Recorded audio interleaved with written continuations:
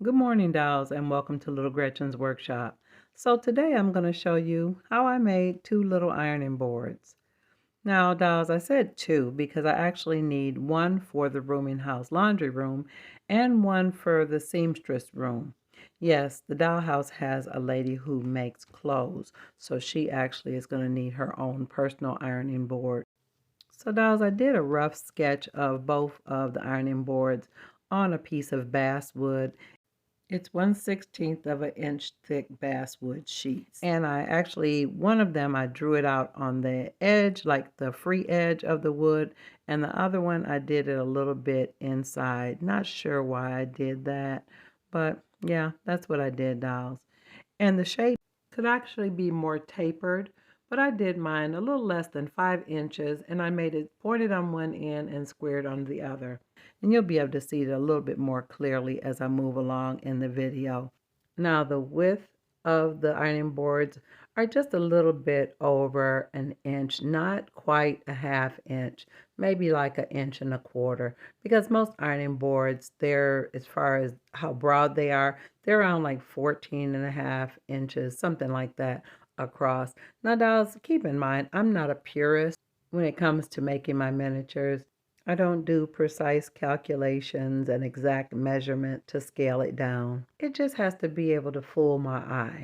It just needs to fit and not look unusual in the midst of the other things in the room. Now, dolls, I actually plan to have it hanging on the wall in the laundry room, and the one in the seamstress room will be more or less sitting in the background.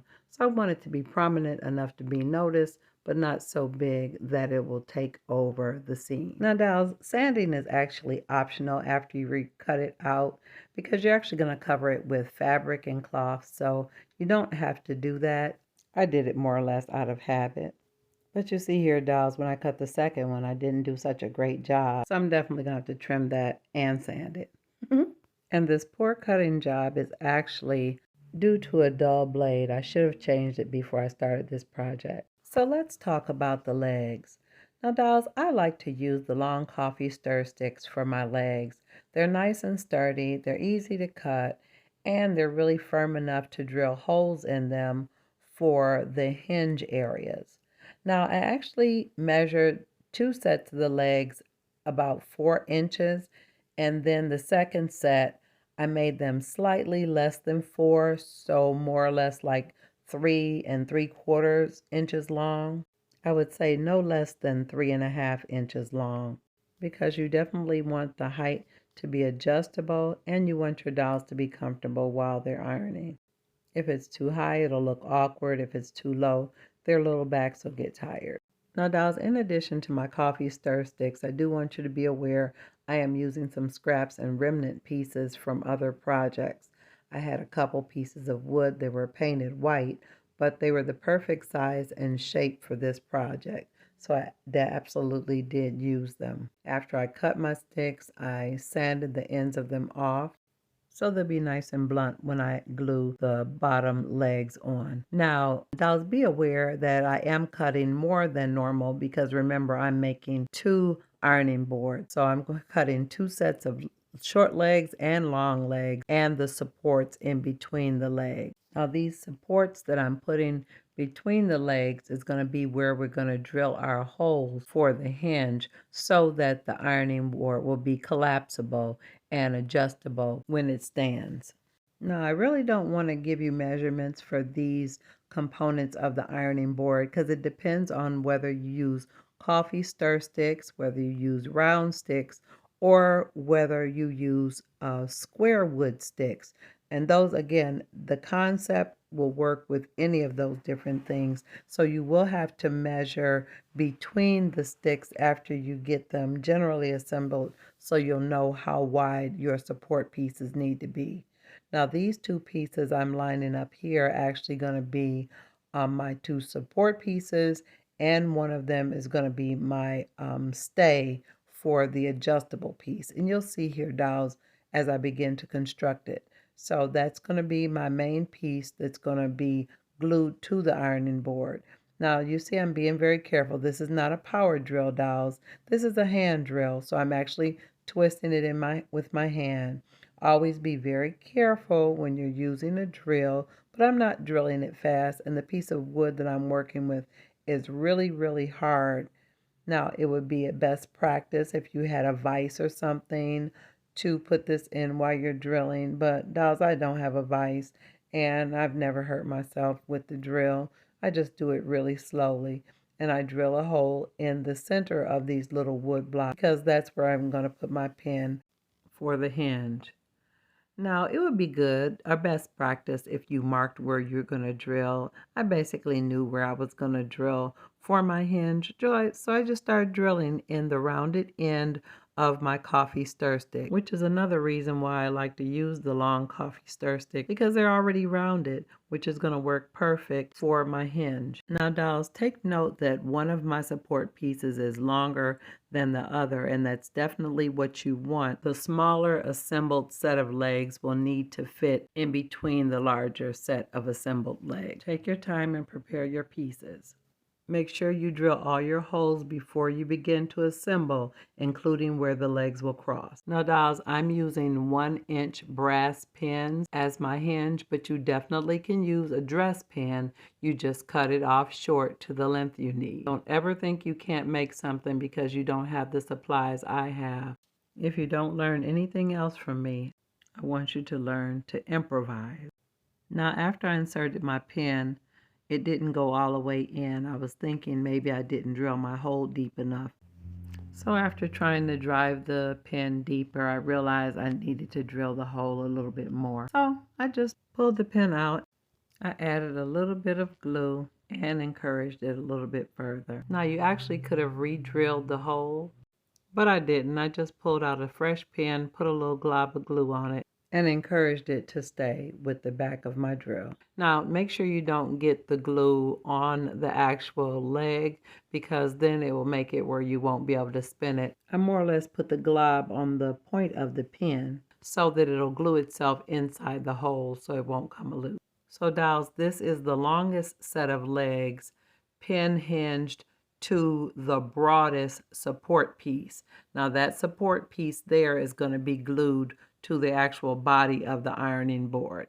Now, I'm going to allow that to set while I add the feet to the flat part of the leg. Now, if you remember earlier in the video, I was talking about sanding these parts off blunt, and this is why, because I want this foot piece to be able to fit flush against the bottom of the legs so that the structure will be stable. Now, I actually used a small bottle of paint to stabilize the legs because I needed them to dry at the proper width so there'll be room to add the second set of legs. Now, if you look closely here, you can see I'm twirling the little hinge support piece to make sure that it didn't stick to the pin. And now I'm actually going to glue it to the flat end of the ironing board. Now, for me, I believe best practice is to glue the longest legs to the base of the ironing board. Now, you can do it the other way, but for me, I like to glue the longest set of legs to the base first and then add the smaller, narrower legs as the adjustable piece. And again, it'll work either way. It's just my preference. So, dolls, here we are again. I realized the piece that I put here was sitting the hinged legs too close to the base of the ironing board. And you'll see what I mean shortly, because I'm going to pull it off and I'm actually going to add a piece of coffee stir stick under my actual brace, because when I went to twirl the legs, the rounded part began to bump into the structure. Now, I actually could have sanded or rounded off my legs even more or thinned them out near the base piece, but I just decided to add basically a shim under the support piece to lift it up just enough so that the legs would be able to move freely. Now, dolls, you can avoid this step altogether if you make sure that the rounded ends of your legs clear the base of the ironing board. But this is what I did, dolls. I glued the shim under there and glued the base piece to the shim, and the hinge piece is able to move freely. So here I'm just kind of holding it at a couple different angles so you can see what I did here, dolls. So let's go ahead and make those shorter legs. Now, in reality, the shorter leg design is exactly the same as the longer legs. They're just set closer together, and the bracket piece is not going to be glued to the base of the ironing board. It's actually going to be hinged in the middle. So go ahead and begin the design of the legs. Again, roughly 3.5 to 3 3/4 inches long. Now, if you haven't already drilled your holes for the piece to connect to the larger legs, definitely do it now before you glue your pieces together. Now, when you glue your pieces together with the smaller legs or the shorter legs, glue the top piece again so that stabilizes the top of the structure. And then you should have another piece that is the equal length of that little center support piece to put across the middle, because that's where your pins are going to fit. Now here I'm just playing around with my adjustable stops to determine whether I'm going to put 2 or 3. And I actually decided on 2. So one ironing board has 2 stops or adjustable stops, and the other one has 1. And here I'm adding the foot portion to stabilize the narrower legs, so the structure will be solid when I add the center piece so I can connect the hinge. And here's the ironing board with the larger legs already on it. It's dry. The hinge is working well. So we're almost ready to add the crisscross hinge. Now, dolls, if you drilled your holes in the earlier part of this process like I advised, you won't have to do what I ended up having to do. So I was all done and had everything ready to be assembled, and I realized I had not drilled my holes. And I'm going to have to do something a little radical. Now, dolls, I absolutely would not advise you to do this, but it is what I did. So the legs were glued, everything was assembled, and I realized that I had not drilled my holes for the second hinge. So I had a little problem. Now I'm really grateful I do have my little pin drill to drill the holes, but it was kind of awkward because I was worried about destabilizing the rest of the ironing board structure by having to drill through 2 pieces of wood at the correct point with the whole structure already assembled. So dolls, this is not a best practice. Now do be aware I did not drill through to my fingers. I'm holding it. It looks awkward, but I just drilled through enough where I could make an indentation for my pins. And after I made the indentation clear enough to get through, I was ready to add my centerpiece. So dolls, because of the mistake I made, I chose a piece of wood for my centerpiece that was a little bit softer than the wood I used on the original ironing board. This piece of wood, it's a good piece, it's a strong piece, but it's not quite as hard as those white blocks that I put into the other ones. So I lined it up where the other holes are. And here I'm just kind of dry fitting things while the glue is drying for that centerpiece, just to make sure that I don't allow the block to dry in the wrong part of the centerpiece. So dolls, after I got it lined up and knew where my holes needed to be, I just went for it. I absolutely did. I just went for it. I laid my ironing board out and positioned the legs where I needed them to meet. I gently began to drill the hole through the first piece, and then I went on to the smaller set of legs because the centerpiece is dry.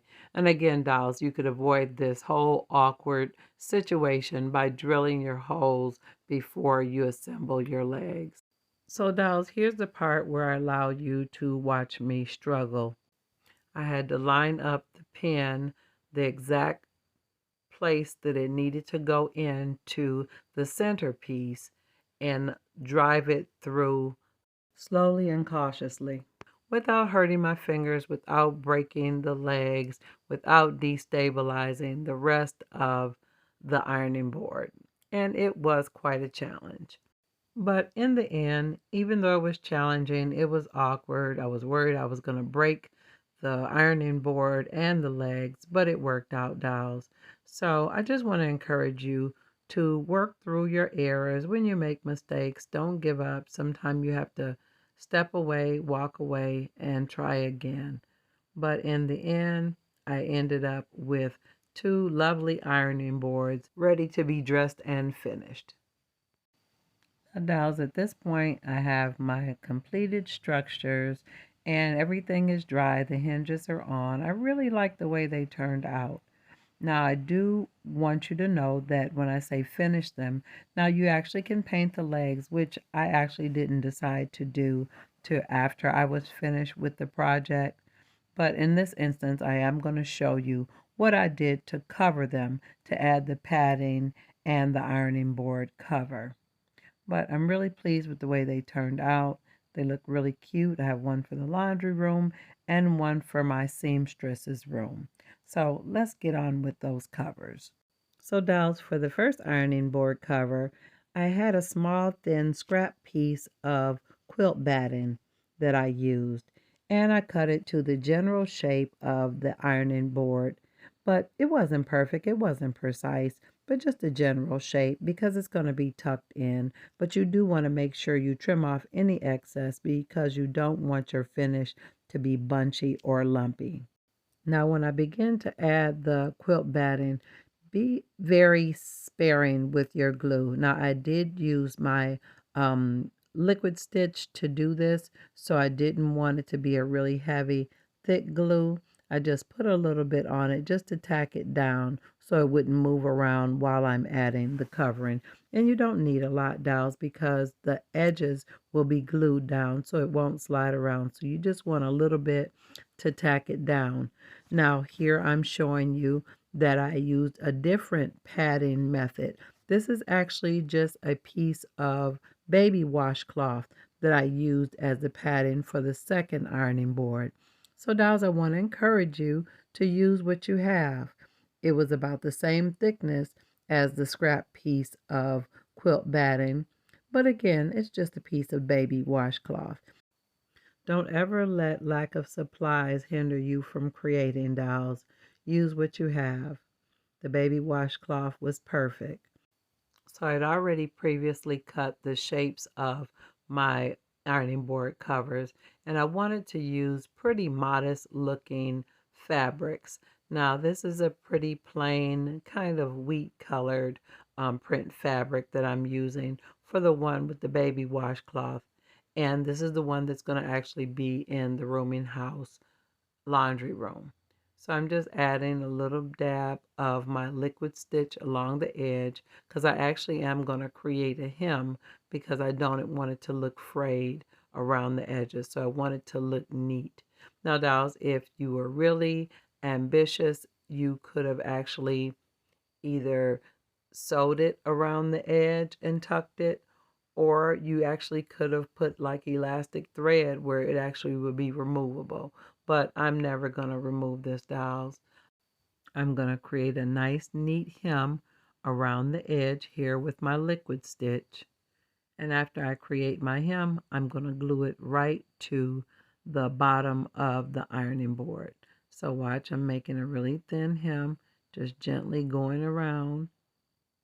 And when you get to the rounded part or the pointed part of the ironing board, dolls, cut little slits so it'll be easy for you to fold the rounded part around. Don't try to just fold it straight.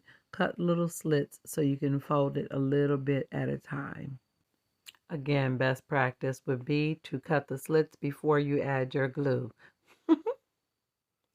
And just gently work your way around, dolls. Don't try to rush through it. Just fold one little piece up at a time. Each little slit, just keep going around. Work around until you've completed that entire rounded part. And then you can move on. Now here I added glue actually to the base of the wood. And again, I'm still using my liquid stitch because it's white. It's going to dry clear. It's not going to bleed through my fabric. Now, if all you have is your Gorilla Wood glue, definitely use that. but definitely be sparing with it. You don't want to use a lot. Now, dolls, I would definitely recommend a good fabric glue like the Liquid Stitch Fabric Fusion Fabric Fix for this particular part of the project because you want something that's going to catch quickly and that will hold your project. You don't want to keep having the glue coming loose while you're trying to assemble, and those glues set up pretty quickly. Now work your way around little by little. This is definitely edited video, so it took me a lot longer than it looks like it took on this video. But when I got certain parts done, I used my tiny clothespins so it'll dry nice and flat and neat against the bottom of the ironing board. I don't want to see it bunching up, and I don't want to see it lift or pull away. So dolls, this was my way of making the ironing board for my rooming house laundry room and for my dressmaker's room. Now, if you enjoyed this video today, definitely let me know in the comments. Also, like, share, and subscribe, and always look for me on Mondays and Wednesdays after 7:30 p.m. Eastern Standard Time. I used the same concept for the other ironing board and just chose a different fabric. I used a red and white, sort of a candy stripe. Yeah, it turned out really cute. That one will be perfect for my seamstress. I've enjoyed you dolls today, and I'm looking forward to seeing you on the next episode of Little Gretchen's Workshop. Bye-bye now, dolls.